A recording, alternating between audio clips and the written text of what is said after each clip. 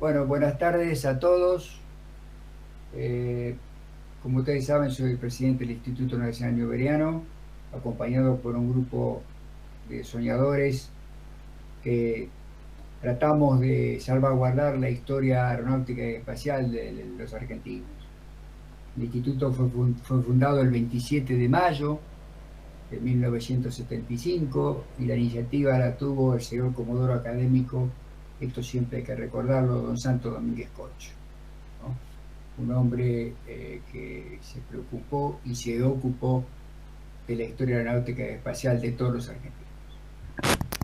Y este ciclo de charlas que organiza el Instituto mediante invalorable trabajo del coordinador don Hernán Rongoni, realmente nos sentimos muy felices de estar con ustedes, estamos contentos y nos sentimos comprometidos también, porque si bien esta es una tarea ad honorem, las tareas ad honorem son las que tienen mayor valor porque se hacen precisamente por los honores, ¿eh? Y el honor de estas personas que han estado escuchando y van a seguir escuchando, de haber protagonizado una gesta extraordinaria, ¿no?, del siglo XX, nos hace reflexionar, nos hace argentinizar más nuestra forma de ser y tener siempre presente que la patria no tiene valor. La patria es invalorable y por eso necesita ser recordada permanentemente. Dicho esto, pude tener el privilegio de presentar al expositor de esta noche, que es el señor Comodoro Veterano de Guerra, don Roberto Mario Cerruti. Es oficial egresado de Estado Mayor y licenciado en Sistemas Aéreos. Egresado en la de la Escuela de Aviación Militar en el año 1970. Obtuvo su título de navegador militar en el año 1971. Su actividad aérea en Douglas DC-6, Canberra MK-62, Hércules C-130 y Boeing 707. Fue instructor en todos sus tipos de aeronaves que voló. Voló cumpliendo misiones de servicio en todos los continentes, en especial en la Antártida Argentina, acreditando 7.500 horas de vuelo. En 1982, con el grado de capitán, fue destinado al Escuadrón 1 C-130. Planificó los corredores aéreos para recuperar las Islas Malvinas, colaborando con su jefe de escuadrón en la preparación y designación de las tripulaciones intervinientes. Durante el conflicto de Malvinas, integró las siguientes misiones. El 02 de abril, la segunda aeronave que aterriza en las islas. Voló casi todos los días de abril durante el puente aéreo. Comenzada la guerra, el 6 de mayo fueron los primeros en romper el bloqueo inglés, aterrizando en Puerto Argentino. Desde el 16 al 22 de mayo de ese año, cumplió un turno de reabastecimiento en vuelo en el KC-130. Desde el 24 de mayo y hasta el fin del conflicto se voló en el C-130H modificado como bombardero, con el logro de la interferencia de la navegación de los buques logísticos enemigos en ese momento. El Honorable Congreso de la Nación Argentina lo condecoró con la condecoración La Nación Argentina al Valor en Combate. En 1992 fue designado instructor en la Academia de la Fuerza Aérea de los Estados Unidos de Norteamérica. Ascendió al grado de comodoro en 1995. Fue jefe del Grupo Base 1 en la Primera Brigada Aérea, director de Intendencia, director general Abastecimiento y del Comando de Material. Pasó a la situación de revista de retiro en el año 2003. Estimado señor Comodoro don Roberto Mario Cerruti, queda usted en el uso de la palabra. Muchas gracias, Ticho, muy amable. Lo primero que quiero hacer es agradecerles a todos ustedes esta invitación, porque realmente el Instituto Nacional Newberiano representa lo que es la aeronáutica para la República Argentina. Cada uno de ustedes son unos especialistas y unos apasionados por la aeronáutica, y eso hace que mi exposición sea mucho más difícil, porque les tengo un gran respeto profesional. Lo primero que vamos a hacer en la exposición, si les quiero un poco ordenarla, vamos a ver un video, y después del video voy a empezar a contarles con respecto a la guerra de Malvinas. Para mí es muy importante hablar sobre el C-130, como dijo Tincho, porque el C-130 llegó en diciembre, los tres primeros en diciembre de 1968. Yo me recibí en 1970 en diciembre, y mi primer vuelo como alumno navegador lo hice en mayo del 71, en C-130. O sea que prácticamente empecé con los hombres que habían traído los aviones de Estados Unidos, y dejé de volar ese 130 en diciembre de 1986 con un lapso de tiempo que estuve volando a Canberra. O sea que volé casi 15 años y 5.000 horas de vuelo. Para mí es como si fuera mi segundo hogar el avión ese. Hablaba de la gente que trajo los aviones de Estados Unidos, y realmente yo soy de los que piensa que esa gente fue la que formó al resto de las tripulaciones, y llegada a la guerra en el 82, nuestra formación partía de esos primeros tripulantes. Por supuesto que, antes de ver el video, les quiero aclarar que la tripulación de un avión de transporte, como el piloto de un avión de caza, tienen atrás muchísima gente que los está apoyando. Sin un sostén logístico, sin un apoyo técnico, sería imposible realizar la tarea. Lo que uno hace es llevar a la práctica lo que esta gente nos apoya atrás. Si no, sería imposible. O sea que yo quiero agradecerles también a todos aquellos en el área logística o técnica apoyaban nuestras operaciones. Y para no seguir hablando, les paso el video ahora. Les quiero hacer una aclaración. Los videos los tuvimos que bajar a la resolución porque no se veían bien. O sea que disculpen el inconveniente. Ahí va el video.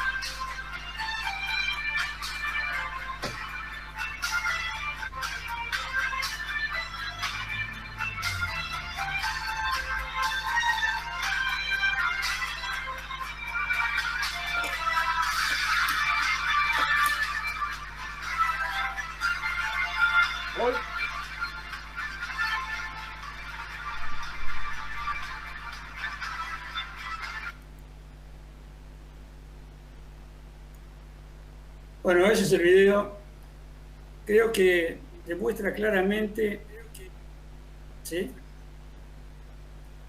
Demuestra claramente todas las tareas que realiza el avión C-130. No solo estas tareas, sino que tendríamos que sumar transporte de carga, transporte de pasajeros, vuelos al exterior, lo cual requiere que las tripulaciones tengan que ser habilitadas en cada uno de esos aspectos. O sea, uno lo habilita para tirar paracaidistas, lo habilita para tirar carga, lo habilita para volar a la Antártida. O sea, las habilitaciones son individuales.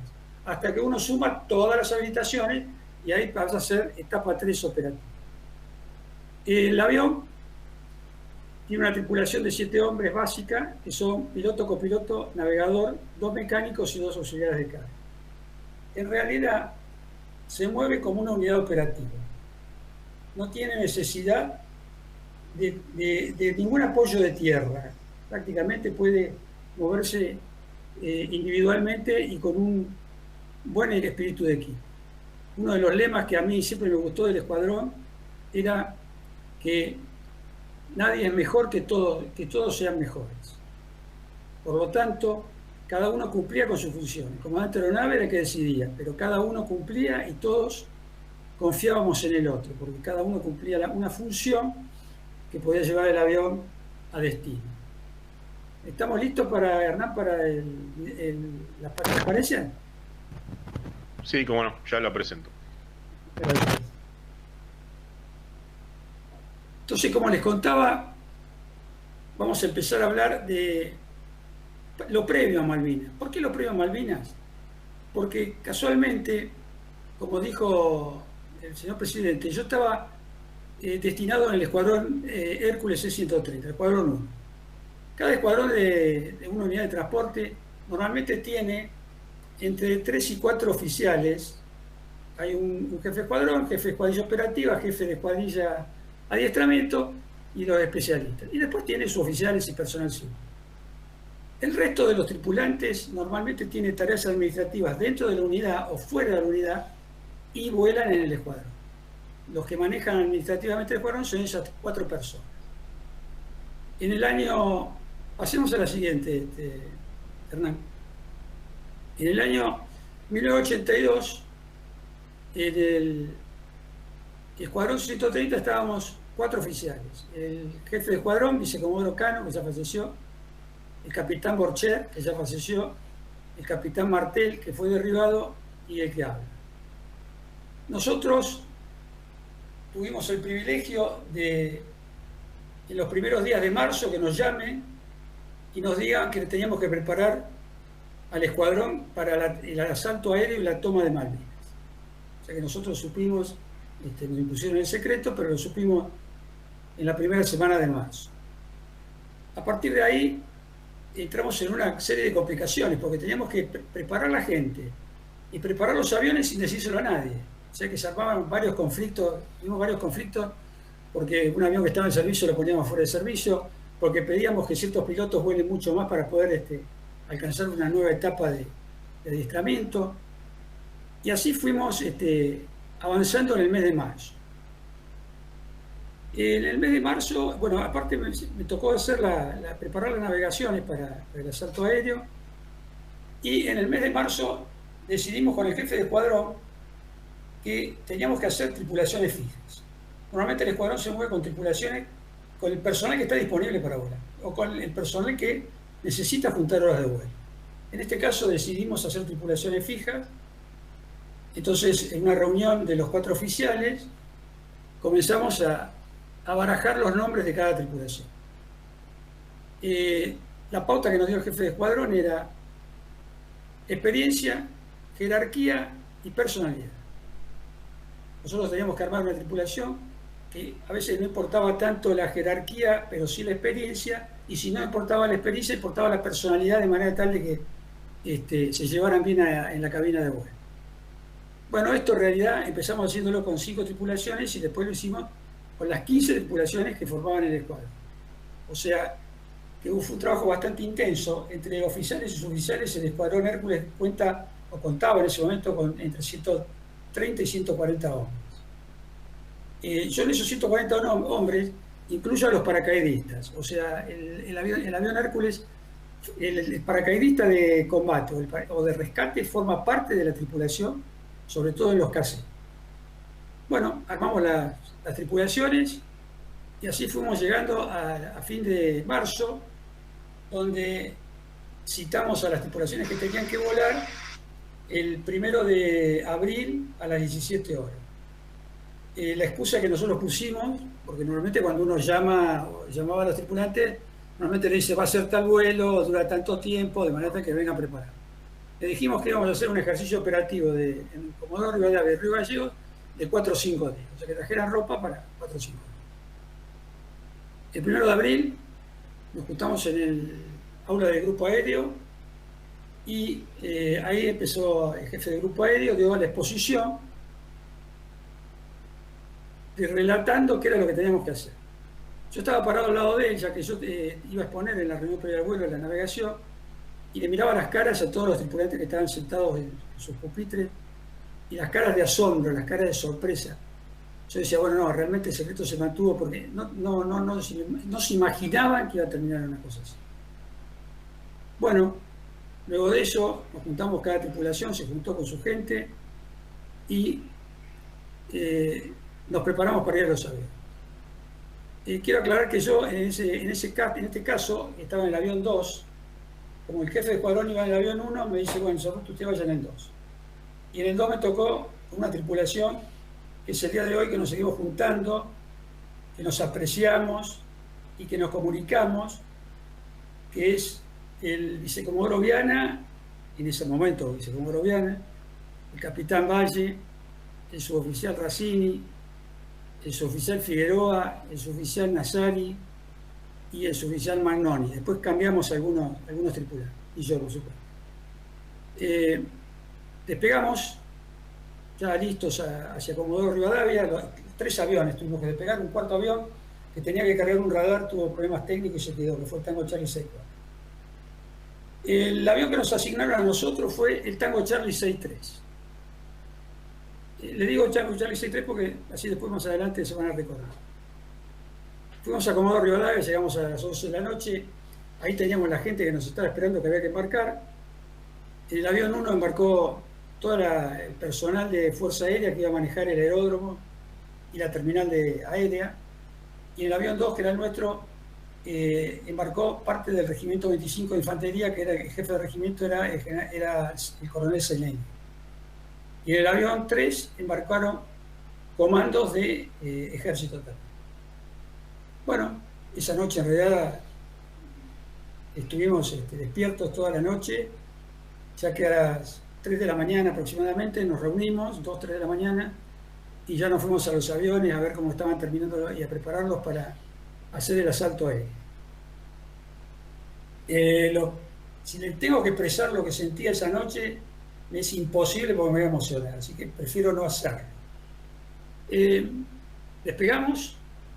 Una vez despegado, el jefe de escuadrón nos ordena a nosotros que demoremos la salida, que reduzcamos la velocidad, porque se estaba combatiendo en la zona del aeropuerto, y 1 hora o 45 minutos después del avión del TISA 1, los indicativos fueron del TISA 1 al TISA 4, aterrizamos en Malvinas.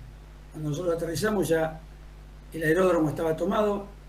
Acá ven ustedes la carta que yo usé prácticamente durante toda la guerra, y los 2 corredores aéreos que había planificado.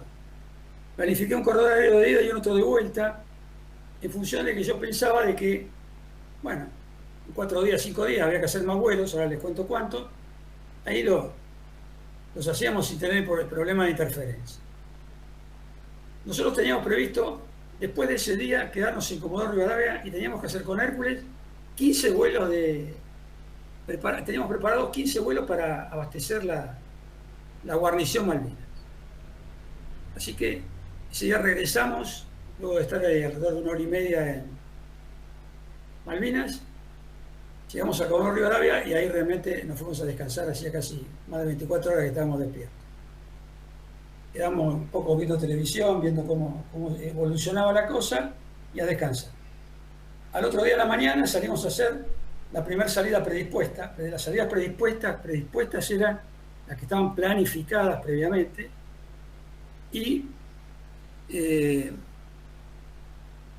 hicimos el vuelo a Malvinas y volvimos.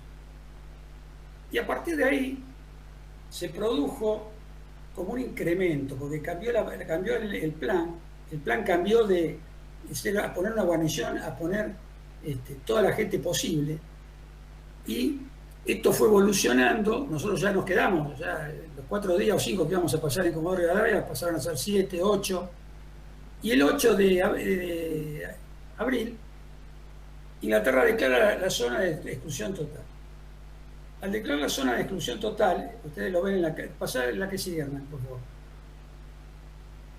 Disculpen las rayitas, pero con Hernán hemos tenido un problema. Yo trabajo en un programa y Hernán en otro, entonces en vez de rutas quedaron cuadraditos. Pero de todos modos, indica más o menos lo mismo. Nosotros, que teníamos planificado volar 4 o 5 días, nos encontramos con que había que transportar todo el equipamiento de los escuadrones aeromóviles de la Fuerza Aérea al sur. Cada escuadrón aeromóvil tenía una base de operaciones en el sur y había que transportar toda la carga que necesitaba. Y a su vez, transportar toda la carga que era necesaria para las Islas Malvinas. Empezamos a volar el día, aparte de un esfuerzo de una magnitud que no tenía medida. Para que ustedes se den una idea, hubo un día que el buque Elma Córdoba, ciudad de Córdoba, que regresó, no llegó a las islas por el tema de la zona de exclusión, fue al puerto de Santa Cruz y en una mala maniobra se golpeó el barco y no podía llevar carga. La carga de ese barco, la carga más liviana de ese barco, fueron 100 vuelos de C-130. Imagínense el esfuerzo que teníamos que hacer nosotros para poder cumplimentar con todos los requerimientos. El escuadrón lo planificamos de la siguiente manera. Teníamos 7 aviones C-130H, los 2 KC quedaron para búsqueda y salvamento y operación de reconocimiento. Y con esos 7 aviones pusimos 2 tripulaciones por avión. O sea que en realidad el avión volaba las 24 horas. Para que se den una idea, nosotros en el mes de abril, ahí un poco está puesto, desde el 2 de abril al 29 de abril, volamos todos los días excepto un día que descansamos. Y en el caso de la tripulación nuestra, hizo 25 aterrizajes en Malvinas en ese periodo.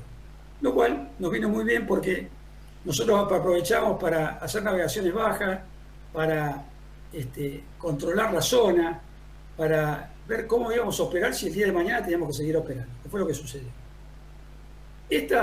La que sigue, Hernán. Este puente aéreo, el problema más grande, uno de los problemas que tuvo más grande fue la pista. Acá tienen la pista de Malvinas, en esa época. Fíjense que se ve ahí muy chiquito la plataforma. La plataforma no tenía capacidad ni para 5 aviones, 7 aviones con mucho esfuerzo. Entonces había que hacer una muy buena regulación entre los que llegaban y se iban para poderla tener permanentemente ocupada, pero sin congestionar. Sumado a eso, la meteorología en la isla normalmente era llovina, lluvia y vientos cruzados, o sea que era complicado el aterrizaje. Y el tercer problema que nosotros teníamos, y que después se hicieron varios estudios al respecto, es porque las funciones primarias de la Armada, la Fuerza Aérea y el Ejército estaban determinadas en una resolución del año 1968 y decía que la responsabilidad de la Armada era el mar, la responsabilidad de la Fuerza Aérea era el aire sobre el territorio nacional y la del Ejército era en el territorio nacional. Por lo tanto, cada uno había adquirido el material para utilizarlo en función de dónde iba a operar. Entonces, nos encontramos con que Ejército, por ejemplo, las baterías de artillería las tenía para llevarla en camión y no en avión. Nosotros fuimos los primeros, los operadores de carga de la tripulación nuestra, fueron los primeros en poder subir una batería Roland al Hércules para poder llevarla a Malvinas. Hicieron de todo, al punto tal que creo que el espacio entre la pared del avión y la batería eran de 5 centímetros, 4 centímetros. Ese fue uno de los problemas más grandes que tuvimos, era llevar carga que no estaba preparada para llevarla por modo aéreo. Llegó el 28 o 29 de abril, ya la flota estaba viniendo para acá, entonces pasamos a la que sigue. Llega el 1 de mayo con el ataque de los Vulcan. Esta foto aérea muestra ese día cómo fueron los ataques y cómo quedó la pista dañada. Así que ya a partir de ahí, iniciada la guerra, teníamos el problema de que si nos mandaban, nosotros no sabíamos si nos iban a mandar, a operar en Malvinas, nos íbamos a encontrar con la pista bastante destruida. Bueno, la Fuerza Aérea Sur, que ya estaba desde la que sigue, Hernán, la Fuerza Aérea Sur, que estaba ya instalada en Comodoro Rivadavia desde el 8 de abril, hizo un estudio y determinó que el avión más apto para poder hacer algunas tareas era el Hércules C-130. ¿Por qué? Porque tenía una serie de ventajas. Las ventajas eran muy buena autonomía, la tripulación con mucha experiencia, no tenía necesidad de tener motores, podía volar en cualquier tipo de meteorología, o sea que es perfecto. Pero por otro lado, las desventajas eran la velocidad del avión, el tamaño del avión, el no conocimiento de la situación táctica alrededor de las islas y, por supuesto, el no tener superioridad aérea.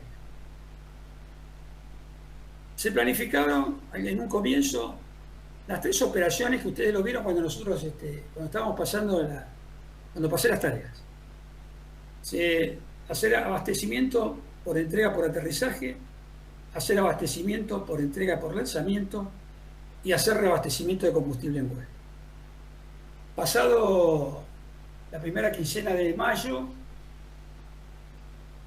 la Fuerza Aérea Sur se encontró con que tenía otras necesidades operativas y se inventaron, digo inventaron porque realmente fue un invento, dos tareas más: marcación de blancos navales y interdicción aérea lejana, que ya la vamos a ver más adelante cómo es cada uno. Lo primero que dieron la orden fue hacer abastecimiento por aterrizaje. Una cosa muy interesante es que nosotros tuvimos en alguna época instructores de C-130 de Estados Unidos. Uno de ellos nos escribió una carta en esa oportunidad y nos dijo: si no hay superioridad aérea, no opere. Y realmente nosotros creímos que no íbamos a operar. O sea, que bueno, tenemos que ir, vamos. El día 3 de mayo sale el primer Hércules para tratar de aterrizar en las islas. Se tiene que volver por situación táctica, por meteorología, y en realidad ahí se produce una sana competencia porque todas las tripulaciones querían ser los primeros. Nosotros estuvimos dando vuelta con mi comandante a ver cuándo nos tocaba, y el jefe de escuadrón nos echaba. Hasta que el 6 de mayo nos toca a nosotros. La que siga. El tema es el siguiente. Como ustedes ven en la transparencia, ese es un croquis. Nosotros nos daban una ruta. Acá eran Alfa, Bravo y Charlie, o como está acá, norte, centro y sur.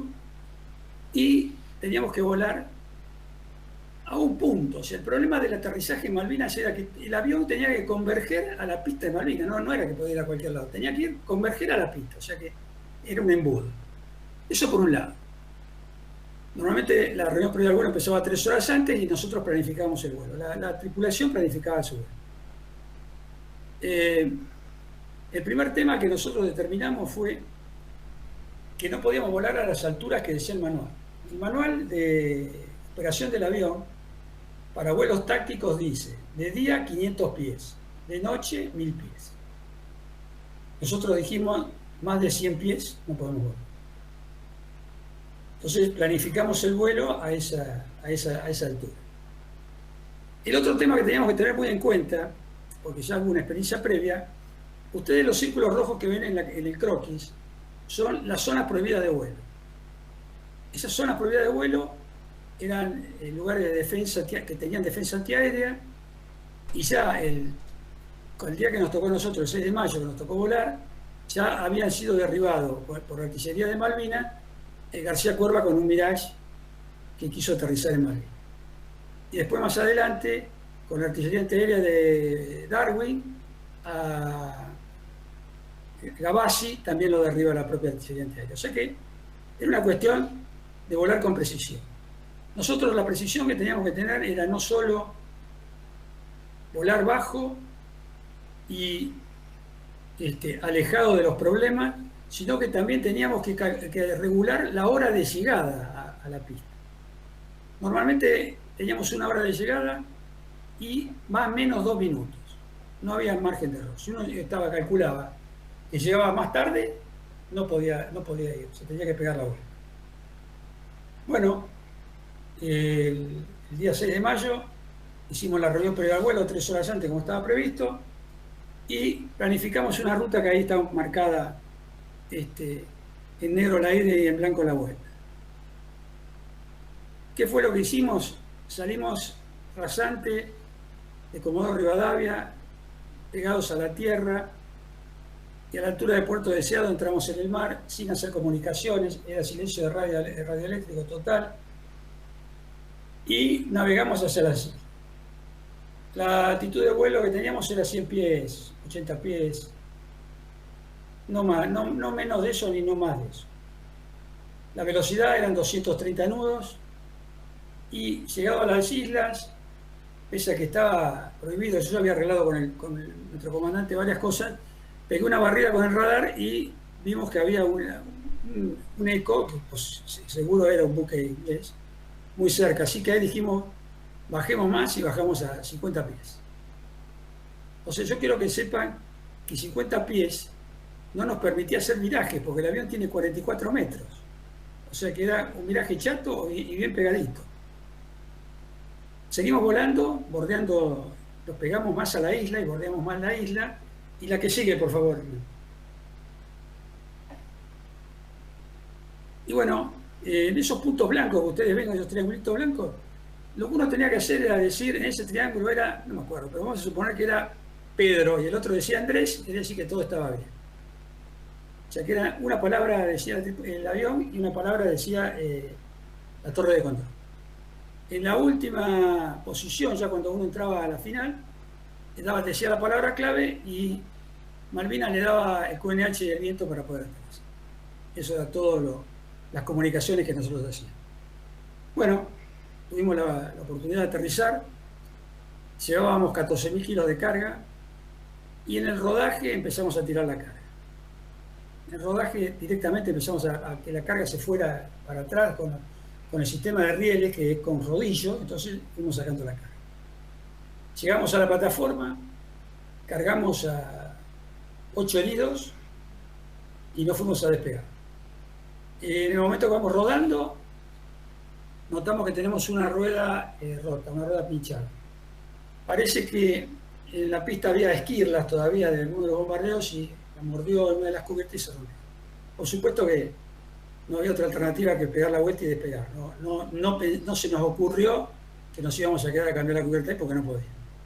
Así que bueno, ahí hicimos el despegue y una vez despegado nos volvimos a pegar a la tierra y llegamos a Comodoro Rivadavia, habiendo estado un vuelo de 7 horas, de los cuales estuvimos 15 minutos en Malvinas aterrizando.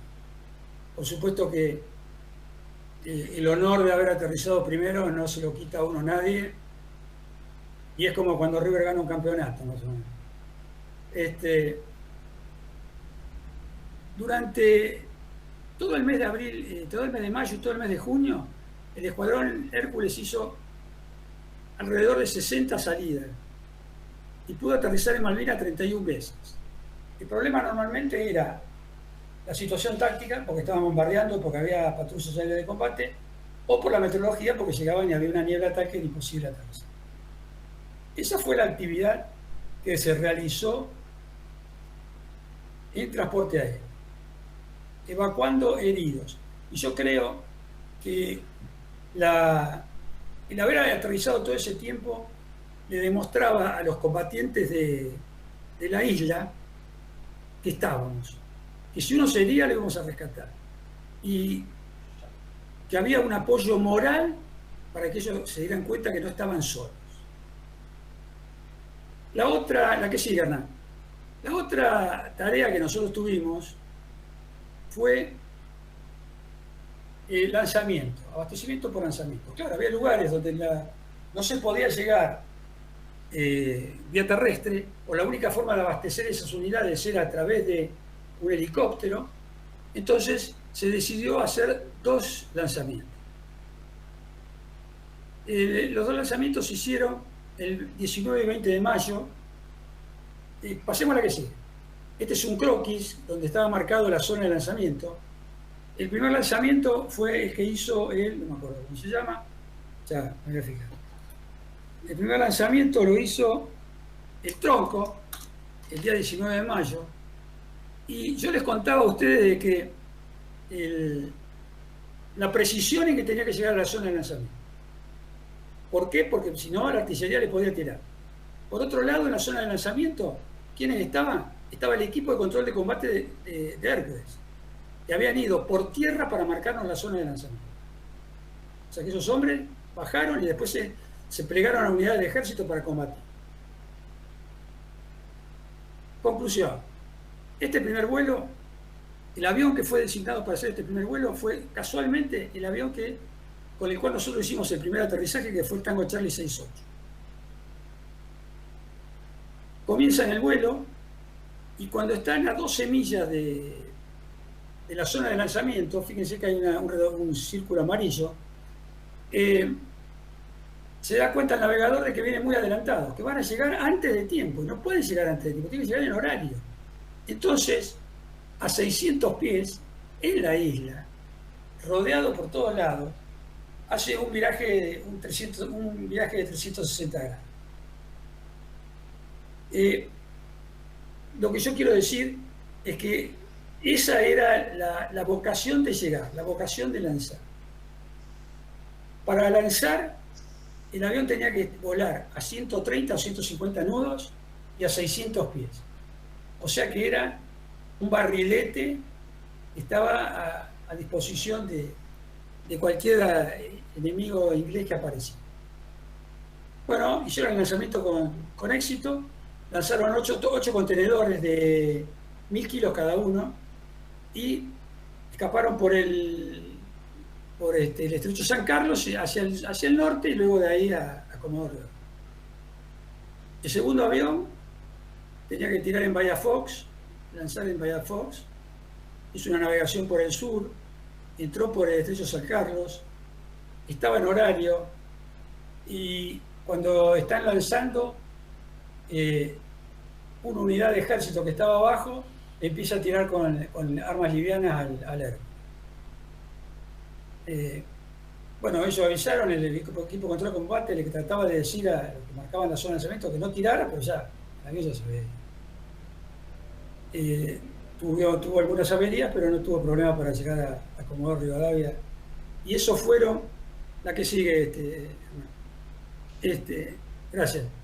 Esos fueron las dos operaciones de lanzamiento que se hicieron. Esta foto que está acá es el lanzamiento en Darwin. Esa foto fue sacada desde tierra en el momento que estaban haciendo el lanzamiento. La tercera misión que nosotros hicimos es reabastecimiento de combustible en vuelo. El reabastecimiento de combustible en vuelo se venía practicando desde el año 79, en que llegaron los KC-130. Los 2 KC-130, el Tango Charlie 69 y 70, llegaron en el 79. E inmediatamente empezamos a hacer práctica con los A4B y después cuando llegaron los A4C con los A4C. El avión, como ustedes ven ahí en la transparencia, en la mano derecha tiene adentro un tanque de combustible de 14.000 litros y lleva más gente, porque el avión estaba preparado no solo para hacer reabastecimiento en vuelo, sino para hacer rescate. O sea que llevábamos paracaidistas de rescate, de manera tal que si algún avión caía en el mar, ellos podían lanzarse con todos los equipos de supervivencia. Había botes salvavidas, había todo el equipamiento necesario a bordo del avión. Y le voy a hacer un paréntesis para decirle que al llegar los KC y tener 16 horas de autonomía, no 11 como teníamos con los H, empezamos a hacer muchos vuelos de exploración y reconocimiento. O sea que volábamos mucho sobre el mar, volábamos mucho en la Antártida. y adquirimos mucha experiencia en ese tipo de operación. ¿Cómo se era planificado los vuelos de reabastecimiento? Pasemos a la que sigan. Los vuelos de reabastecimiento estaban preparados de la siguiente forma. Donde están esos círculos, no fijos, sino que siempre iba cambiando la zona de reabastecimiento, el reabastecedor cambiaba de posición, por lo cual los A4B y los A4C tenían que tener las nuevas posiciones todos los días para poder reabastecerse. Se cambiaba de posición porque estratégicamente no podíamos permitir que perder un cassé. Perdíamos un cassé, perdíamos la mitad de las operaciones de ataque. Los cassé volaban entre el continente y las islas a 10.000 pies y esperaban, era como si fuera un surtidor en el medio del Atlántico. Esperaban que llegaran los aviones, los reabastecían y los aviones salían. Ustedes vieron el video de las tareas cuando el A4 trata de invocar a la canasta, ¿no? O sea, el avión va a 10.000 pies, va a 250 nudos y el A4 viene, tiene que reducir la velocidad y empupar la canasta, como decíamos nosotros. Yo quiero hacer un homenaje a la gente de A4B y de A4C porque hay que invocarla, ¿eh? Y no solo invocarla de ida, sino invocarla de vuelta cuando a veces de los 4 venían 2. O sea que no era fácil. No debía ser fácil, y gente muy joven. Y tal es el caso, como para contarles, de dos situaciones que se plantearon con 2A4. Una de Sánchez, de Pipi Sánchez, que se quedó sin combustible por escapar de una PAC sobre las islas y le dice al Hércules, me inyecto. Y el Hércules dice, no, negativo, lo vamos a buscar. Y el Hércules a 10.000 pies fue arriba de las islas. El Sánchez lo encontró, invocó en el canasto, cargó combustible y se volvió a San Julián. O sea, hubo dos situaciones riesgosas. Una fue esa, otra, y la otra fue, gracias, la otra fue el 13 de junio, ya terminando la guerra,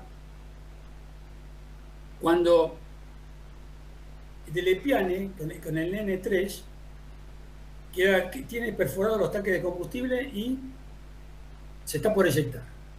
El KC se lanza a la isla, lo encuentra, mejor dicho, Delepiane lo encuentra porque va estelando y se enchufa la manguera. Con un pequeño detalle, como todo el combustible que entraba del Hércules iba a los motores porque él no tenía combustible en los tanques, o sea, se lo iba perdiendo.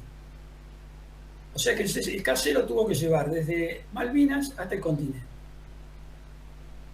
Cuando llegaron al continente, Delepiane desengancha y va a aterrizar. Y el Hércules entra en emergencia por falta de combustible. O sea que le había dado un poquito de combustible, creo que 14.000 litros. Estas son las situaciones de los KC. Los KC también tuvieron alrededor de 30 y pico de operaciones de reabastecimiento.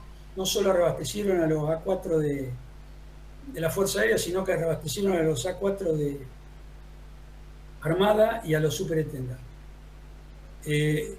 Estos dos KC participaron activamente en el ataque al portaaviones Invencible, o sea que cargaron combustible de ida y al regreso para poder llegar hasta la altura que llegaron hacia el este para poder atacar. Ahora vienen las dos situaciones, o los dos ejemplos de lo que no teníamos nosotros previsto. El que sigue. Lo primero que les voy a contar es que la Fuerza Aérea Sur se encontraba con el siguiente inconveniente. Se encontraba con que mandaba los aviones de caza o de bombardero a atacar las islas, pero no sabía dónde estaban los buques que hacían de alerta radar. Por lo tanto, era como una lotería. El avión iba y se encontraba con el buque de alerta radar, lo captaba el buque y hacía entrar en combate antes de poder atacar. Entonces se decidió enviar un Hércules a buscar los blancos esos, para de esa manera informarle a la Fuerza Aérea Sur y que la Fuerza Aérea Sur decidiera. O atacaba el buque, o eludía el buque y iba a atacar otro objetivo material. En realidad, lo más interesante de de esta operación es que hasta ese momento el Hércules lo que había tratado de hacer era de volar lo más pegado posible al agua para volar bajo del lóbulo del radar. O sea, la única defensa que tenía el Hércules era volar bien pegadito y que el radar de algún buque enemigo no lo detecta. En este caso había que hacer exactamente al revés. O sea, había que ascender, o sea, que había que entrar al lóbulo del radar. Bueno, el procedimiento era el siguiente.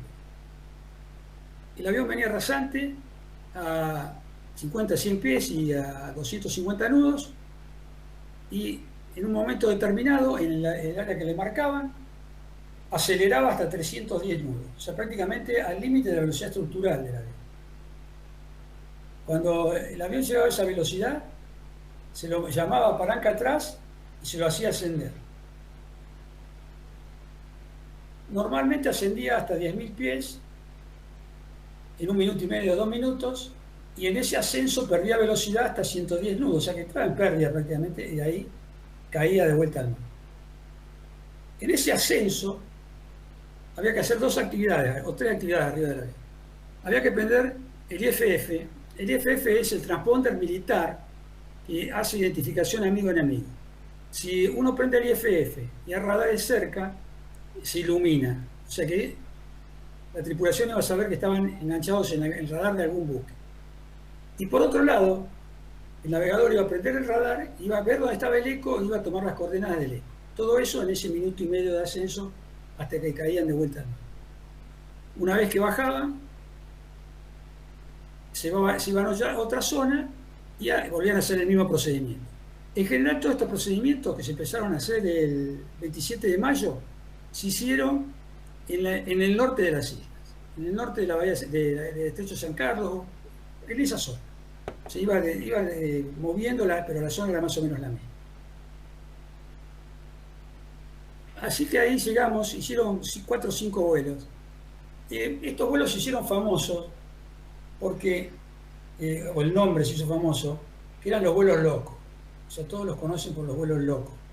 En realidad, el indicativo del primer vuelo no fue loco, ni del último, pero hubo en el medio un vuelo que se llamó loco, y nosotros en el escuadrón, cuando le tocaba a uno hacer esto, decía, ¿qué te tocó hacer, un loco? Porque realmente era totalmente loco.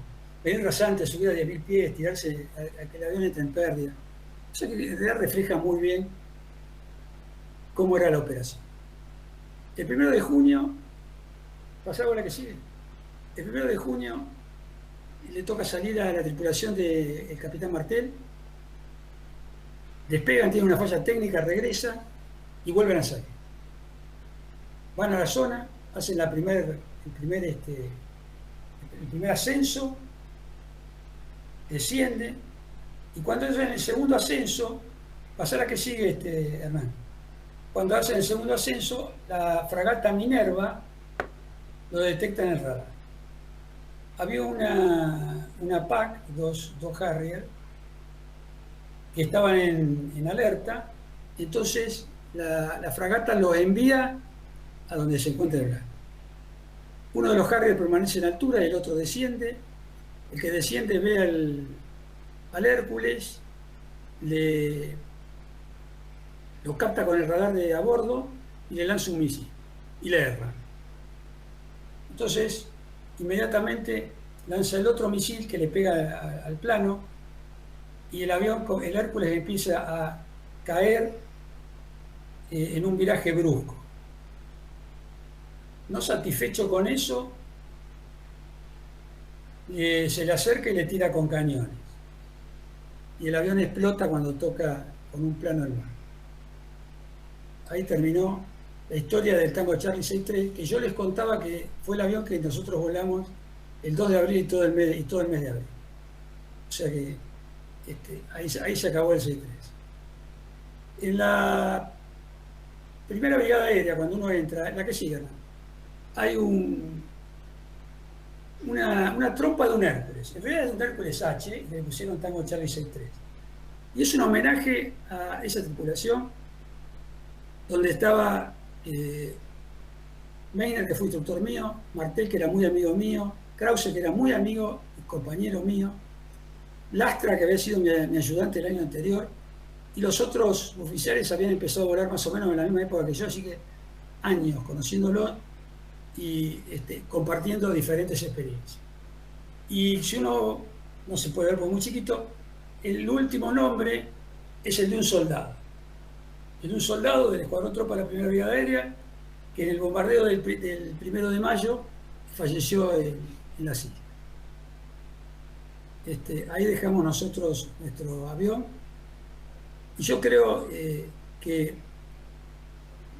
finalizada la guerra, cuando le preguntan a Woodward qué pensaba de los C-130, él dice que era un objetivo importante para ellos.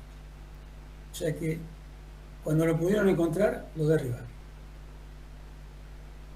La última tarea o misión que nosotros hicimos también viene un poco de estos problemas que tenía la FAS. La Fuerza Aérea Sur determinaba de que había muchos buques logísticos que venían a apoyar a la flota y que nadie los interfería. Entonces le pide al comando estratégico que haga un plan, a ver cómo lo podían interferir. El plan que hace el comando estratégico, esto es nuevo, es la primera vez que lo voy a decir, porque realmente uno no termina nunca de investigar. El plan se llama Matilde y empiezan a ver qué avión van a utilizar bajo el plan Matilde. Llegan a la conclusión que el avión a utilizar es un Hércules, que no había otro avión para usar y que el que lo iban a utilizar era el Hércules. Entonces se decide mandarlo a Córdoba al Hércules para que lo prepare. El avión va a Córdoba, lo empiezan a preparar bajo el programa Matilde, y el 22 de mayo, cuando nosotros terminamos de volar en el KC, vamos a Buenos Aires. Cuando llegamos a Buenos Aires, el día 23 nos enteramos, o el mismo 22, nos enteramos de que estaban preparando un avión bombardero. Yo hablo con el comandante y nos vamos a verlo al jefe de brigada y le pedimos que somos voluntarios. Y ahí nomás nos mandaron a Córdoba sin problema. Lo único que cambió es que acá, para no exponer tanta gente, de 7 tripulantes pasamos a 6 tripulantes, los cuales los oficiales éramos los mismos, Viana, Valle y yo. El mecánico Racini era el mismo. El segundo mecánico era Ortiz, que había estado volando el 6 de mayo con nosotros, y Nazari era el operador de carga. O sea, nos sacaron un operador de carga. Ahí fuimos a Córdoba a hacernos cargo del avión.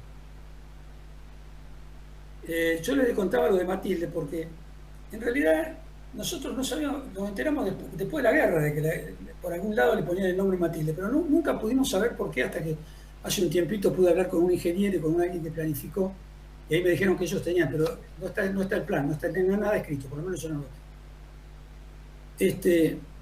Ahí en Córdoba nos hicimos cargo del avión y pasemos a la que sigue. Esta es la que ustedes ven ahí, que es el 24 de mayo, perdón, Hernán, dejar anterior. Esa del 24 de mayo en realidad es el resultado de lo que van a ver después, que es un par de prácticas que hicimos en La Calera lanzando bombas de ejercicio. En realidad nos fue muy bien con el lanzamiento de bombas de ejercicio. Le pegamos una torre de alta tensión y dejamos medio Córdoba sin luz, o sea que estábamos bárbaros. Ahí fue cuando dijimos, volvámonos a Buenos Aires. Bueno, la que sigue, Hernán. ¿Qué es lo que se hizo en el avión en Córdoba? En Córdoba en el avión lo que se hizo fue colocar 2 tanques externos dentro del avión, dentro de la bodega del avión, y colocar un portabombas MER en cada uno de los planos, en donde antes estaban los tanques de combustible. Posteriormente se decidió que con 2 tanques de combustible no nos alcanzaban, pusieron 2 más, y de esa manera alcanzamos a tener una autonomía de 19 horas de vuelo. Lo previsto era, la que sigue, Hernán. Lo previsto era que nosotros lleváramos 12 bombas de 250 kilos, o sea, 6 en cada plano, o cada portabomba. Muy interesante, nosotros cuando llegamos a Buenos Aires, lo primero que hacen el comandante y a mí nos mandan a llamar al comando aeroestratégico, vamos al comando aeroestratégico, y la idea inicial era interferir el Queen Mary. Bueno, está bien, vamos a interferir el Queen Mary.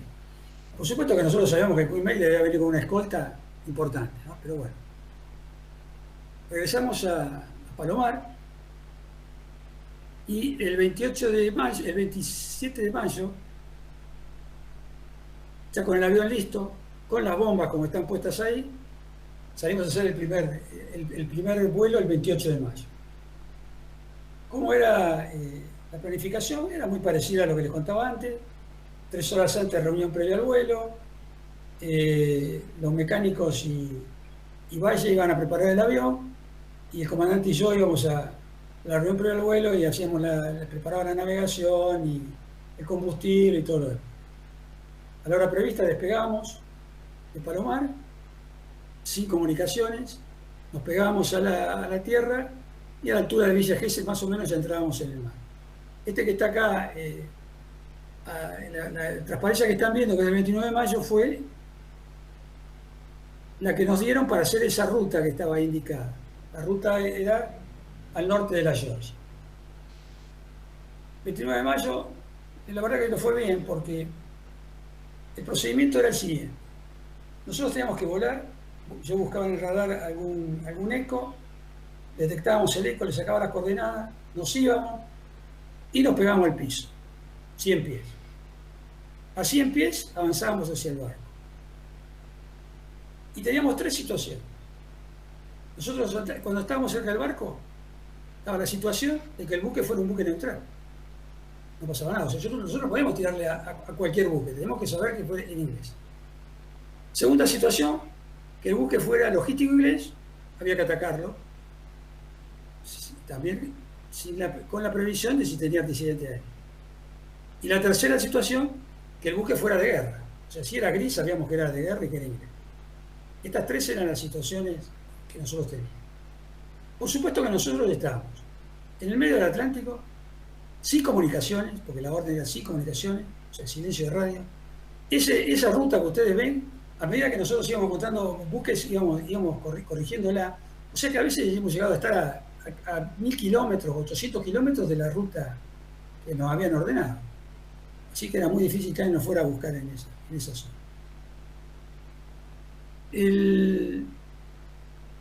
Ese día volamos 13 horas, encontramos 3 buques. Nos vino muy bien porque fueron 3 buques logísticos, 3 buques neutrales. Así que ningún problema. ¿Cómo sabíamos nosotros si el buque era neutral o era inglés? Porque teníamos a bordo un manual, James, que se llama, que tiene la designación de todos los buques de la flota inglesa con su nombre y todo lo demás. O sea que nosotros teníamos que reconocer el buque, mirar que fuera inglés y recién ahí atacar. Todo una historia. El día 29 de mayo, la que sigue, Hernán. El día 29 de mayo salimos en un vuelo, hicimos un par de búsquedas sin resultado positivo y encontramos un buque al norte de las Islas Georgia, medio detenido, la impresión era como que estaba reabasteciendo aire. En conclusión, descendimos, hicimos el procedimiento, nos acercamos al buque a 100 pies, pasamos sobre el buque y ahí vimos que era inglés. Nos fijamos en el libro, BP, British Way, petrolero de la flota. Bueno, le tiramos. En realidad, yo hasta ahora no les conté que tirarle para nosotros era tirar las bombas a 90 grados del barco y que alguna le pegue. O sea, nosotros no pretendíamos más de eso porque teníamos una mira de fondo de Pucará en el puesto del piloto, pero no era para hacer mucha puntería, digamos, yo creo que era más para decir que teníamos una mira. Porque la idea era interferir, no hundir, averiar, interferir. Conclusión, conectamos las bombas y hacemos un pasaje diciendo vamos a tirar 4 bombas. Hacemos un pasaje y salen todas las bombas. en Salva. Y quedamos todos mirando, ¿qué pasó? No sé. Bueno, conclusión. Tiramos las bombas y nos fuimos. Volvimos a Palomar. ¿Qué había pasado? Que habían pensado que nosotros íbamos a tener una sola posibilidad de tirar la bomba, entonces la pusieron en Salva, cosa que después si lo hacen boleta ya tiraron la bomba. Por supuesto que nos quejamos y nos dejaron después elegir nosotros la cantidad de bombas que tiramos. En realidad, ese 29 de mayo es un día histórico, porque a pesar de que en el mundo hay C-130 que hacen ataques terrestres, ninguno hace ataque a buques. Y nosotros ese buque lo averiamos. O sea, está registrado por los ingleses como buque averiado. O sea que eso es la primera vez en la historia. Por supuesto que nosotros nos enteramos después de que estaba averiado, no, porque nosotros vimos que tenía problemas, pero nos fuimos. Fue un vuelo de casi 14 horas, o sea, ya teníamos que volver, porque tampoco podíamos andar jugando mucho con el combustible. Y estábamos a la altura de la Georgia. Pero ahí viene algo muy interesante. La que sigue, nosotros atacamos el día 29 de mayo. El día 30 de mayo, y acá les voy a contar una anécdota. El 30 de mayo, mejor se lo voy a contar al final. El 30 de mayo le dan la orden a los buques logísticos que están viniendo hacia el sur que se alejen hacia el este, de manera tal de que ellos lo que quieren es que salga del radio de acción del Hércules. Porque por supuesto que Hemingway había informado que fue un Hércules, tiró bomba, todo. Entonces, en el libro de bitácora del RFA Fort Grange figura que hacen viraje hacia el este. Bueno, yo creo que ellos estaban muy tranquilos de que eso los iba a separar de nosotros. Sin embargo, el 30 de mayo nosotros salimos a hacer una búsqueda, encontramos un carguero, lo estuvimos siguiendo al carguero, no hay ningún problema, subimos y cuando estábamos por subir, a unas 200 millas más o menos, detectamos un eco. Entonces bajamos a buscarlo. Era el Fort Grange. En realidad de que Fort Grange nos enteramos después. ¿Qué pasó? Nosotros llegamos, nos íbamos acercando al buque, y a medida que nos íbamos acercando, la niebla cada vez era más cerrada. O sea, prácticamente íbamos haciendo una navegación radar y a 40 pies, 30 pies, cero visibilidad. Entonces, cuando estábamos a una milla, decidimos hacer un viraje brusco a la derecha, porque no sabíamos cuál era la estructura del buque, o sea, no sabíamos si le íbamos a pegar o no. Entonces ahí viene la anécdota, que cuando hacemos el viraje a la derecha, el oficial de guardia que estaba en la popa nos ve pasar a 15 metros y toma la matrícula del avión. Bueno, pasó la historia, ellos lo registran como buque atacado, en realidad fue buque interceptado, no atacado, pero ellos lo tienen registrado en la historia de la Real Fuerza de Abastecimiento, lo tienen como atacado. Y pasado un montón de años, un día me llama un inglés, y Tincho, esto es un poco lo que hablabas antes vos de los combatientes. Me llama un inglés y me dice que él había estado ahí, que nos había visto pasar, bueno. Y empezamos a comunicarnos a través de internet. En esa época era con mail, porque todavía no había los medios que había ahora, estoy hablando hace como 20 años atrás, y nos empezamos a comunicar. Él me da la carta esa del libro de bitácora y la hoja del libro de bitácora, me la manda por John, en el año 2016, me dice, me voy a la Argentina. Y vino acá a la República Argentina con la señora, lo fui a buscar, y un poco por eso, Tincho, yo te escuchaba atentamente cuando vos hablabas antes de la exposición, y lo primero que nos dijimos fue, los dos cumplimos con nuestro deber. Y bueno, se vino a mi casa a tomar una cerveza con la señora. Después un día lo llevamos a la primera brigada aérea y tengo fotos al lado de las bombas del 6-8. Es el día de hoy que nos seguimos comunicando sobre todo en la fecha en que nos encontramos en el Atlántico, porque el buque ese iba con 1000 toneladas de munición. Entonces, él me dice, el ingeniero, me dice, Roberto, yo creo que si vos me pegabas, vos volabas junto con nosotros. Así que esa es la historia del Fort Grace.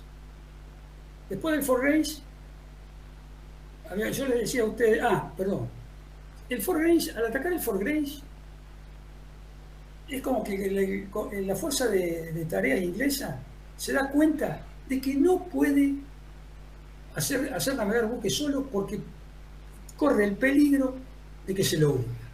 Y realmente, ya a esta altura, estamos hablando, empezando junio, en realidad ya la fuerza de tareas estaba ahí complicada en cuanto a todos los buques que le habían dañado en combates en Malvinas. La que sigue, la otra, esta es la del Fort Grace, la que sigue. Bueno, acá, esta foto, yo como le decía a Hernán el otro día, es parecida, no es igual. Pero ese día, el 1 de junio, nos pasó lo siguiente. Salimos a volar, tormenta, hasta que encontramos un eco. Entonces, cuando encontramos el eco, bajamos. Turbulencia severa, lluvia fuerte, ola de 8 o 9 metros. Era imposible el avión de controlarlo, era imposible. Bueno, pero seguimos avanzando. Y cuando estábamos a una milla más o menos, una milla y media, lo que vemos es una cosa como la que está en esa transparencia, o sea, una fragata que estaba entrando y saliendo del mar. Entonces, nosotros teníamos la orden de que en ese caso teníamos que pegarnos al agua e irnos. Nos pegamos al agua y nos fuimos. En el momento que nosotros estamos haciendo el viraje, de la fragata despega un helicóptero. Nosotros pensamos que el helicóptero despegó en la creencia de que nosotros tirábamos torpedos y que ellos podían tirar chafa o algo por el estilo. Conclusión, hicimos viraje a la derecha y nos fuimos de la zona. Ese fue, creo que, el vuelo más largo que hicimos, que llegamos casi a las 16 horas, 15 horas 30 de vuelo. Porque siempre era en la misma zona, que era la zona norte de las Islas Johnson. Ahí fue cuando ya la Fuerza de Tareas Inglesa determinó que no quería que ningún buque logístico sin escolta fuera al sur. Y para nosotros fue un éxito porque cumplimos el objetivo. Sin embargo, después de esta historia, viene otra historia más, que es muy famosa, esta es la más conocida de todas, porque estas dentro de todo estuvieron dentro del ámbito militar. Que es la siguiente, la de adelante del fichón. Ustedes ven una carta y en esa carta se muestra a un buque y a un avión que le está sacando una foto a un buque. El avión es un Boeing 707 de la Fuerza Aérea, que tenía el indicativo tanque 2, y encuentra ese buque de gran tamaño navegando aproximadamente a la altura que está en la carta. Eso fue el 7 de junio.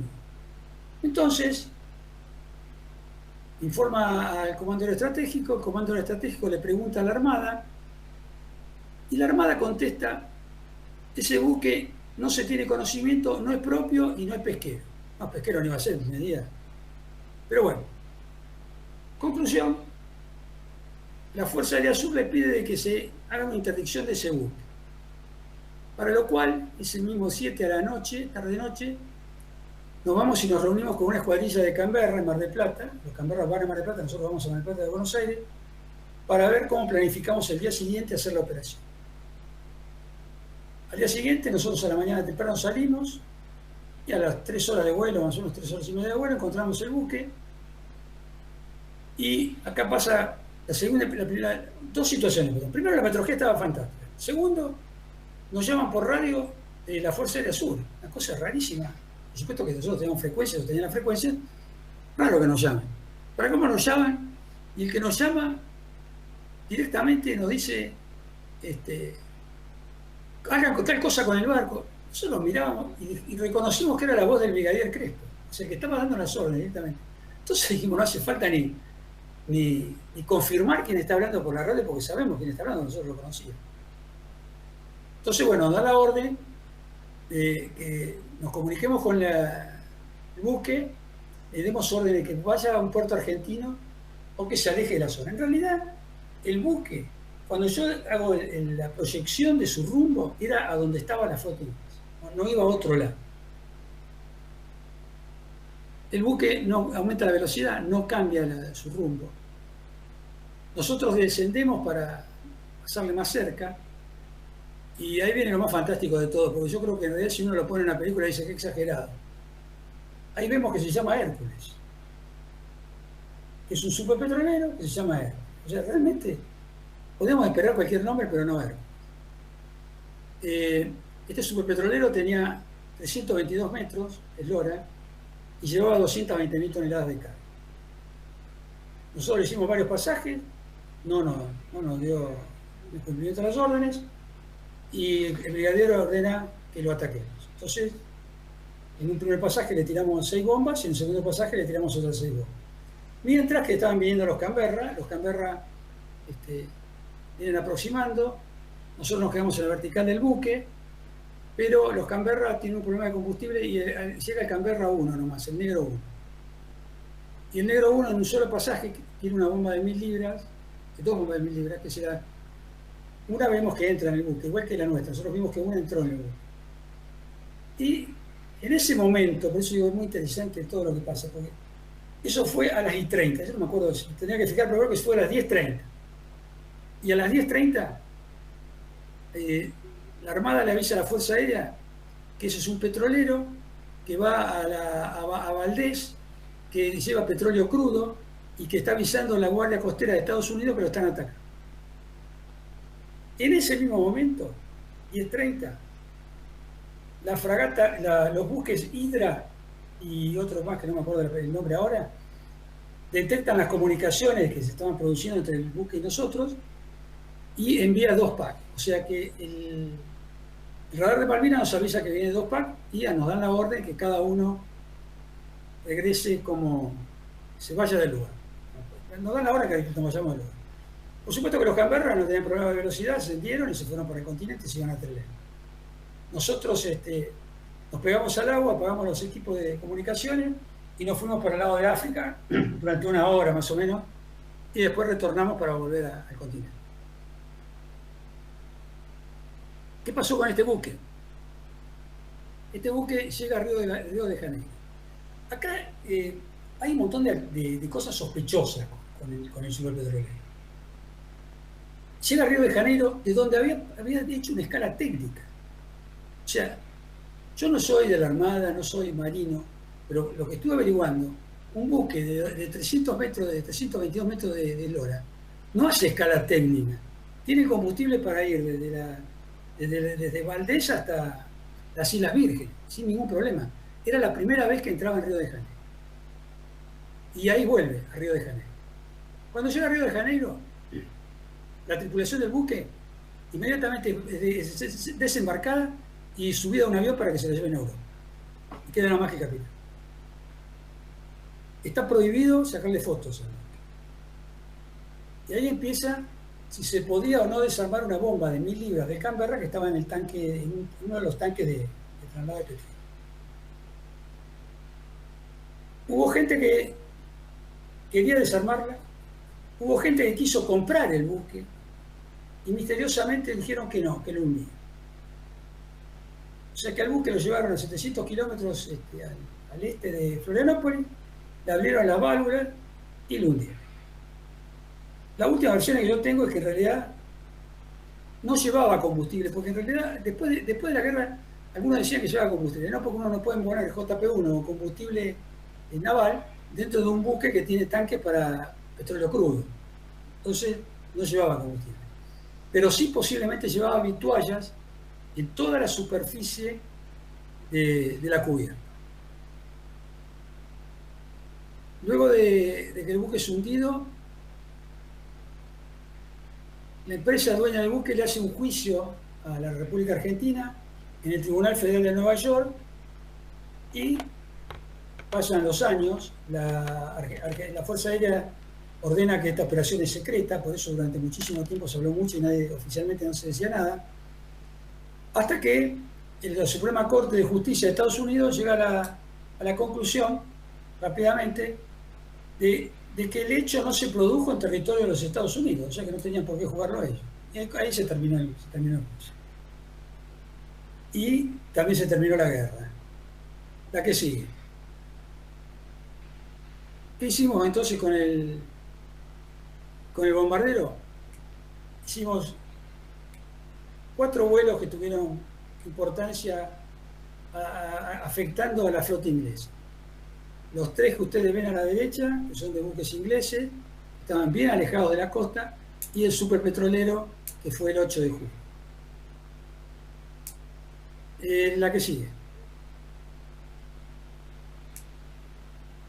Por supuesto que, yo no se lo dije, se lo digo ahora, que el indicativo que nosotros elegimos, que fue el indicativo con el cual volamos desde el 6 de mayo, cuando aterrizamos en Malvinas, fue Tigre. O sea que a nosotros nos quedó para siempre el indicativo Tigre, y mismo en el Escuadrón Hércules nos llaman los Tigres por esa actitud que tuvimos, que en realidad nosotros con el bombardero lo que hacíamos era como si fuera un tigre, andábamos solo a la pesca o a la caza de algún contrario.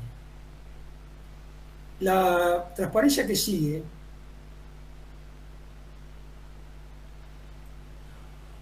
está tachado, pero no importa. Es un poco lo que dice ahí donde está tachado por este tema de los programas. Dice, Escuadrón 630, objetivo cumplido. Y abajo habla las palabras que dijo el almirante Woodward, que en realidad para ellos era un objetivo el tema de los C-130. Es tal el objetivo que era para ellos, que finalizada la guerra, el director de Asuntos Estratégicos de Londres, cuando hablaban de los Harrier, y que los Harrier de acá y los Harrier de allá, en una declaración pública dice, sí, los Harrier estuvieron bien, pero no tuvieron la superioridad aérea, porque hubo un Hércules que aterrizó en Malvinas el 13 de junio de la noche cuando se estaba combatiendo alrededor del aeropuerto. O sea que es un muy buen ejemplo de cuál fue la actuación del Escuadrón Hércules. La que sigue. Yo creo que en realidad los verdaderos héroes son estos que están en estos escudos. Cada escudo representa un escuadrón con los caídos de cada escuadrón. Y van a ver que hay una diferencia de número, porque el resto son los que cayeron en tierra, mecánicos, artilleros y soldados. Y en realidad yo creo que el homenaje se lo tenemos que hacer a todos ellos. Y en el caso de la Fuerza Aérea es chica, o sea que cuando yo veo una ceremonia, en el toque de silencio, cuando los nombran a los 55 caídos, yo siempre pienso que hay 44 que se me reflejan sus caras. Un montón. O sea, el día de hoy, cada vez que hay una ceremonia de esas, se me refleja la cara de cada uno de ellos, porque con ellos compartí cosas. Así que bueno, acá termina la exposición. Tengo un video más, que cuando Hernán diga lo paso, y ya estamos. Muchas gracias.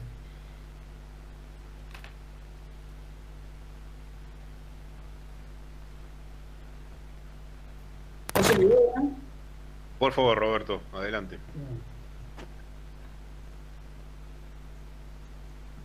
No se olvide de poner presentar ahora. Sí. Lo que pasa es que sin anteojos no veo ese tema. El tema pasaba por ahí. Coqueto. Sí.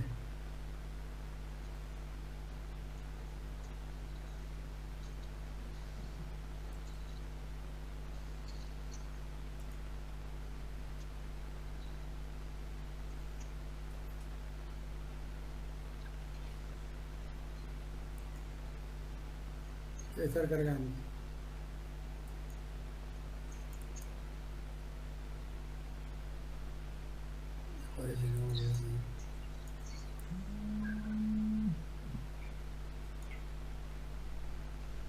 No hay caso, ¿eh?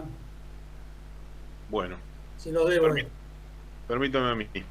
Bueno.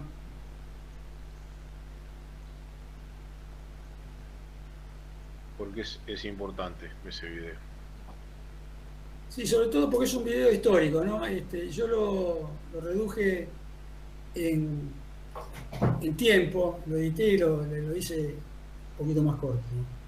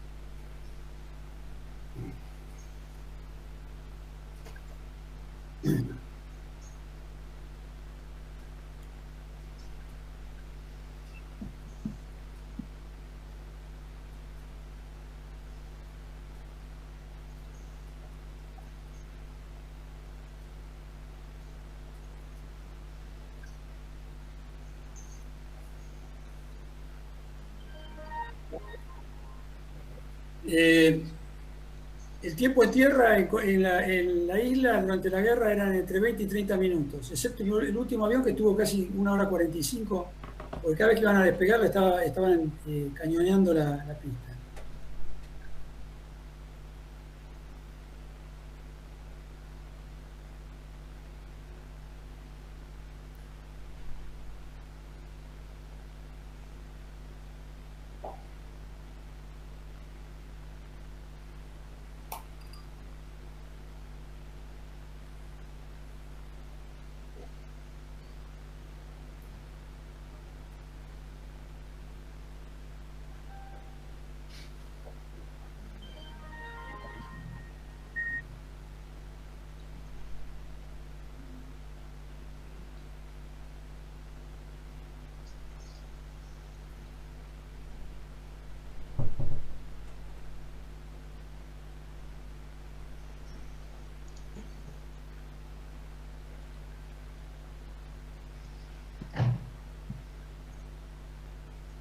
Bueno, ahí quedó el video. Interesante, son las filmaciones originales, ¿no? del primero y del último.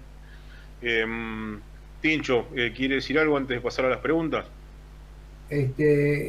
Bueno, pasemos a las preguntas y cerramos después. Si le Bueno, parece bien, mejor. Vamos a buscar porque como yo estaba haciendo la presentación. Bueno.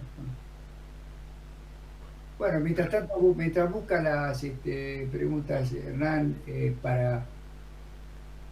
a modo de avisa de cierre, pero en realidad se va a cerrar cuando terminen las preguntas. Ante todo, agradecerles a todos los que han estado pendientes durante esta hora y media casi de esta interesante exposición de don Roberto Cerruti. Realmente hay que destacar varias cosas. Primero, el esfuerzo sin medida, porque todo atentaba contra el no. Teníamos inferioridad de elementos, teníamos inferioridad de cosas, pero sin embargo teníamos algo que no tenían ellos: valores y espíritu. No porque no tengan valores los ingleses, pero los valores nuestros son distintos, la formación nuestra es distinta. Y además, la impronta del apoyo al personal desplegado en el terreno. Realmente, escuchar los sonidos de los motores, ¿cierto? Esos aviones, estando en tierra, sometidos a un permanente cañoneo, y que ya se sepa que son nuestros hombres que vienen sorteando la artillería antiaérea enemiga, el bombardeo a la pista, los cráteres de la pista arreglados como se podía, y con el escaso tiempo que había, y el permanente cañoneo. Claro, además a eso, agregarle el alto estrés de volar tan bajo con una aeronave de tanta envergadura. Dicho, como lo decía Roberto, con una humildad y una espontaneidad de volar a 100 pies. Caray, no es moco de pavo decir volar a esa altura con semejante aeronave. Es realmente toda una proeza. Unido a eso, a la tensión de poder ser derribado en cualquier momento con elementos técnicos muy superiores, ¿no es? Y en el caso del bombardeo es una cosa épica que yo creo que meritúa una charla específica de eso, porque es un caso como extraño, ¿no es cierto? Como lanzar un exocet desde tierra, también es algo extraño, es algo atípico, que al gringaje lo desubicaba, pero ¿cómo puede ser que este avión se haya transformado? Y bueno, sin embargo, fue transformado y combatió. Por eso, hoy Huemul, cuando hacía unas chanzas con Pedro Miranda sobre los cazadores, que dejemos los transporteros, y bueno, también hay que hacerle lugar a los pilotos de helicópteros. Yo que íbamos a tener charlas de pilotos de helicópteros también, que volaban besando el agua como estas aeronaves, ¿no? Lo traigo a colación porque es importante saber de la gran envergadura del esfuerzo que esto significó. Y el tema del material, y claro, la artillería terrestre nuestra no estaba apta para ser transportada en aeronaves. Por una vieja concepción, ¿cierto?, de una DEMIL del año, una Directiva Estratégica Militar del año que no se llamaba así antes, del año 68, que se había quedado anclado el tema en el 68. Entonces, claro, las cosas se dificultaban aún más. Imagínense, 5 o 10 centímetros, estar la pieza de artillería casi besando el fuselaje de la aeronave. Dios mío, tenía que estar muy bien atalajado para que no hubiera un pequeño mínimo corrimiento para que no perforara el material, ¿no? Tincho. O sea, todas esas cosas, sí. Cuando quiera podemos hicieron. Finalmente, hay que hacerle caso al coordinador porque... No, por favor, el aire es suyo, no hay ningún problema. Iba a decir una broma, hombre, porque si no, uno se pone solemne ante estas cosas y a veces la emoción lo puede llevar a traicionar. En este caso soy abogado, porque un mundo sin abogados sería un mundo especial, ¿no? Pero bueno, Los abogados no tenemos sentido del humor. No. Bueno, muchas gracias, Roberto Cerruti, por tu hermosa disertación. Muchas gracias a todos ustedes que nos han seguido y que nos impulsan a continuar con este sueño patriótico, que no tenemos que jamás dejar de avivar y mantenerla, como lo digo, la flama vívida de nuestra argentinidad. Venga lo que venga, tenemos que seguir. Lo peor es bajar los brazos. Nosotros, de nuestra humilde trinchera, que es la trinchera de la historia aeronáutica y espacial, les he mandado un mensaje ahí en el chat, en alas de la historia aeronáutica y espacial unidos. Muchas gracias y lo dejo a Hernán Longoni para las preguntas. Muchísimas gracias, Tincho. Bueno, señor Cerruti, el capitán de navío troitinio hace una pregunta que se desdobla en dos y pregunta acerca del ataque al petrolero Hércules si no se utilizaron cohetes, porque el capitán, estimo que el capitán del buque, informó que había cortado las antenas de AF que corren horizontalmente. No, en realidad no se usaron cohetes, se usaron las bombas de 250 kilos, pero el capitán del buque, cuando llegó a Río de Janeiro, lo primero que dijo fue que fue atacado por cohetes. O sea, en realidad se desdijo varias veces, ¿no? En su declaración. Por ejemplo, no tenía claro si era un cuatrimotor o era una buena turbina, o sea, no fue claro. Pero no, él lo dijo, estoy de acuerdo con el señor. Lo dijo así. Bien. La segunda parte de la pregunta, también referida al petrolero Hércules, dice que tenía una bomba rota encubierta sobre proa, pone marca M117, estimo que será MK-17, que salió fotografía en un diario brasileño y fue inactivada. ¿Ese armamento era de Fuerza Aérea? Sí, esa bomba la tiramos nosotros. O sea, el petrolero tenía esa bomba nuestra y daños encubierta, tenía esquirlas y tenía la bomba de 1000 libras alojada, creo que en el tanque 2, pero el tanque 2 de traslado de petróleo, ¿no? Pero esa bomba era nuestra, por lo menos fue identificada como de 250 kilos MK, que era de nuestra. Bien. No se estará refiriendo a una bomba MK-17 de algún Canberra, del Canberra creo que era de Chevalier, ¿no?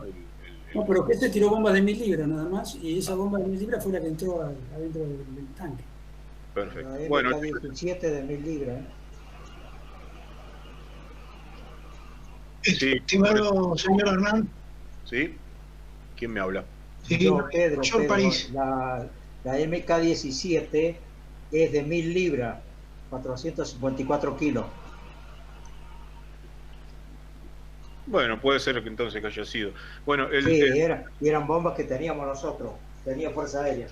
previa a la pregunta que está pidiendo permiso el brigadier París para hacer, tengo una pregunta del señor Santiago Calvo, que pregunta acerca de cómo fue el aterrizaje de ese primer despegue con la cubierta rota. Sin problema, no, aterrizamos, el avión venía vacío, veníamos con 8 heridos, o sea que se aterrizó apoyado sobre el tren de aterrizaje izquierdo, y al reducir la velocidad se bajó y se detuvo el avión en la pista para cambiar la curva. Un procedimiento, digamos, de emergencia, pero controlado, ¿sí? Bueno, y nuevamente con el permiso del señor brigadier París vamos a hacer las dos últimas preguntas del público y después le damos paso. Ernesto, ¿le parece? Sí, por favor. Bueno, Enrique Feleche nos pregunta por qué no detonaron las bombas lanzadas al buque Hércules. Yo me imagino que no explotaron en la misma situación que lo que tenían los aviones de caza contra los buques en Malvinas, porque no eran bombas en realidad eran todas bombas para objetivos terrestres, no para objetivos navales. En el caso del petrolero entró la bomba y no sé, no conozco tanto como para poder decirle. Pero nosotros estábamos conscientes de que la bomba era difícil que explotara. Bien. Señor Alberto Pestarino, la última del público, bueno, posiblemente después hagamos alguna otra, si Roberto está dispuesto. Nos pregunta, ¿qué tanto de la experiencia de combate se transmite como parte actual de la instrucción a los futuros pilotos? Yo no estoy en capacidad de decirle cuánto, pero sí, lo que yo conozco es que hay varios oficiales y suboficiales que dan conferencias o que son profesores en los diferentes institutos de la Fuerza referidos al tema Malvinas, ¿no? Y en el caso mío y algunos otros oficiales lo que hemos dado es conferencias. Pero más de eso no lo conozco. Bueno, muchas gracias, está respondido. Ernesto, por favor, adelante. Sí, señor Comodoro Cerruti, soy el brigadier mayor París, retirado del grupo de operaciones especiales de la la verdad que quiero felicitarlo por su exposición, su brillante exposición con todos los detalles explicados sobre las operaciones del Hércules. Quiero manifestarle, y usted bien lo debe saber, el grupo de operaciones especiales aterrizó en las islas en el primer Hércules que ingresó a las mismas el día 2 de abril en horario de la mañana en el Tango Charlie 68, lo cual me consta la pericia de los pilotos y la suya color, lo cual lo quiero felicitar y quiero reconocérselo ante todos los que están compartiendo esta videoconferencia, porque me tocó y nos tocó ingresar a las islas en un momento difícil, ese 2 de abril, cuando la pista estaba obstaculizada por distintos material que habían colocado los ingleses en las mismas, y además en los días sucesivos nos tocó en los Hércules hacer algunos vuelos de custodia de los Royal Marine que se habían rendido cuando se recuperaron las islas. Pero quería dejarlo en ese punto, pero simplemente quería felicitarlo con la precisión y con la, digamos, transparencia con la cual usted nos explicó, que a la verdad que a mí me sirve de mucho, porque una cosa era haber volado el Hércules en el fuselaje del avión y no en la cabina. Realmente uno, a pesar de que ya han transcurrido 38 años, sigue aprendiendo cosas todos los días. Esto obviamente lo ampliaré yo en mi exposición cuando me toque el turno correspondiente. Señor Comodoro, lo felicito, le agradezco mucho, y la verdad que nos ha ilustrado muchísimo y para mí ha sido un placer escucharlo. Muchas gracias y le agradezco a Hernán y al presidente del Instituto Ñuberano haberme permitido enviarle estas pequeñas palabras. Bueno, primero muchas gracias, muy amable por sus palabras. Yo me olvidé de decir, porque por una cuestión de decir rápido, que es cierto, en el Tango Charlie 6-8 iba el Godoy y gente del equipo de control de combate, sí, tal cual, eso fue en el 6-8. Está bien, está perfecto. Y lo otro que estoy totalmente de acuerdo, que no es lo mismo viajar en la cabina que viajar en la bodega. Exactamente. Coincidimos plenamente. Bueno, yo lo voy a tratar de expresar cuando me toque, que son dos momentos y dos pensamientos distintos de lo que usted expresó ahora. Gracias, muy amable. Gracias a usted. Bueno, Roberto, para seguir terminando, alguna pregunta que otra va a quedar afuera, pero ya llevamos 1:40 de exposición, de brillante exposición. Así que, sí. Hernán, ahí yo estaba pispeando las preguntas del costado. Sí. Y hay una que yo pasé por alto, que fue el atacar a las Islas Georgia, donde se suponía que estaba en reparación el Invencible. Ahí se hizo una operación con el Boeing 707 y los Canberra que no pudieron llegar. Y la otra opción era nosotros con el bombardero. En realidad, cuando nosotros nos dijeron que teníamos que ir a las Islas Georgia, nosotros lo habíamos volado muchas veces. O sea, yo había tenido 8 o 10 vuelos anteriores a la Georgia. Nosotros sabemos que era una bahía muy chica, y la única forma de entrar era a través de la entrada de la bahía, con lo cual teniendo 3 ametralladoras antiaéreas era suficiente.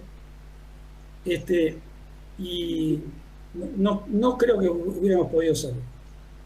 De todos modos quedó el plan de que nosotros fuéramos, quedó en el comando, y nuestro jefe de escuadrón, que era el vicecomodoro Cano, que nos cuidaba a cada uno como si fuéramos hijos de él, se había negado a que nosotros hiciéramos eso, porque decía que no éramos boleta, que no volvíamos, y en realidad yo creo que tomaron conciencia de que era imposible que fuéramos y no nos mandaron. O sea que esa misión, a pesar de que nosotros todas las mañanas cuando íbamos a salir con el avión, pensábamos a ver cuándo nos mandaban a la Georgia, y nunca nos mandaron. Termópilas, prácticamente. Sí, sí. Bueno, vamos entonces con la última del señor Martín Dione. Yo voy a agregar a esa misma pregunta mi pequeña preguntita, y dice así: ¿hasta qué punto el puente aéreo puede sostener logísticamente la guarnición y si era suficiente para mantener las operaciones en tierra por más tiempo? Y yo le agrego lo segundo. Según nos han enseñado en la Universidad de la Defensa, no pude corroborar ese dato, el puente aéreo durante la Guerra de Malvinas fue el más importante desde el puente aéreo a Berlín en operaciones militares. ¿Eso es así? Entonces sería, por un lado, si se podía sostener más tiempo las operaciones con el abastecimiento vía aéreo, con los Hércules, y si fue de esa importancia el puente aéreo. Primero, hola Martín, buenas noches, que te conozco, así que es primo de mi mujer. En realidad, el puente aéreo se mantuvo hasta que comenzó la guerra. Después, lo que se hizo fue puente aéreo, pero con las limitaciones lógicas de un C-130 que no tenía nadie en la superioridad aérea del lugar, con las limitaciones de la meteorología, con las limitaciones del bombardeo. Yo creo que un ejemplo muy claro de lo que pasaba en Malvinas es el 13 de junio de la noche. Ustedes recuerden que el 14 terminó la guerra.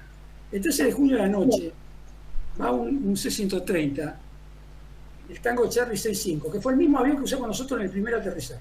Fíjense lo que es una casualidad. Esa tripulación llega a Malvinas, están combatiendo alrededor del aeropuerto. Tienen que bajar un cañón. El cañón se les traba.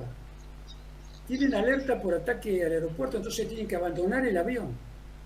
Están en esa de subir y bajar del avión como 3 o 4 veces, están 1 hora 40.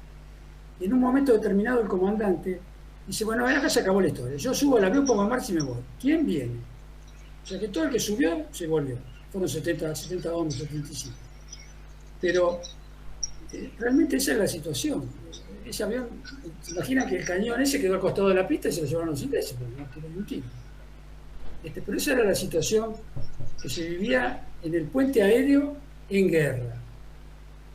La parte de tu pregunta, yo no sé si es el segundo o el tercero, pero por ahí anda. No es el primero porque el de Berlín fue muy importante, pero sí el puente aéreo llevó mucha gente. Imagínense que llevamos más de 10.000 hombres en 25 días, 27 días. Quisiera aportar algo, Hernán, 2 cositas nada más. Primero que el puente aéreo nuestro difiere del de Berlín porque el de Berlín no sufrió ataque, tengo entendido. Y el nuestro estaba en situación de guerra, ¿cierto? Si bien el Imperio del Mal podría atacar, pero creo que no hubo ningún ataque. Y segundo, no quiero dejar pasar, como siempre nos olvidamos, de agradecer a Radio Constancia, que nos permite también estas conferencias divulgarlas por todo el planeta en el sistema internet. Y un especial agradecimiento al señor capitán Troitiño, que tanto a Hernán como al Instituto Nacional Iberiano, que somos todos, nos felicita por la organización de este ciclo. Nada más. Bueno, para cerrar, unos muy breves comentarios. En general, todos los asistentes están saludando y felicitándolo, Roberto, por su actuación personal y por la actuación del escuadrón durante la guerra, por supuesto. Mientras usted hacía su relato, me venía a la mente muy emocionado los recuerdos de tantos amigos o conocidos que ya no están. No sé, no vamos a hacer nombres porque son muchos, pero con cada una de las exposiciones, nosotros los asistentes vamos en cabina con ustedes, vamos viendo lo que va pasando, vamos entendiendo de primera mano, de la boca de los protagonistas, no solamente la situación táctica, no solamente la actuación en sí, sino la vivencia de cada uno, la emoción, la detectamos, no pasa desapercibida, se valora muchísimo, y se valora muchísimo también a la cantidad de gente que casi 2 horas después nos sigue todavía acompañando.